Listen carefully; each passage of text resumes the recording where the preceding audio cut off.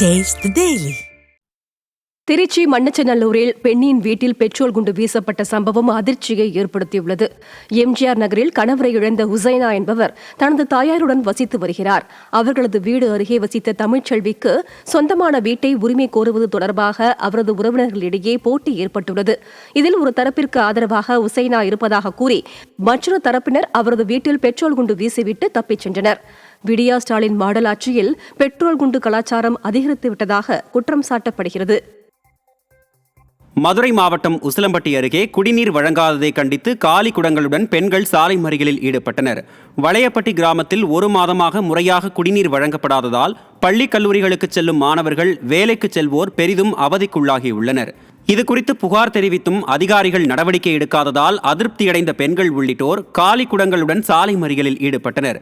விடியா திமுக அரசு குடிநீர் வழங்காமல் தங்களை வஞ்சித்து வருவதாக பொதுமக்கள் குற்றம் சாட்டினர்.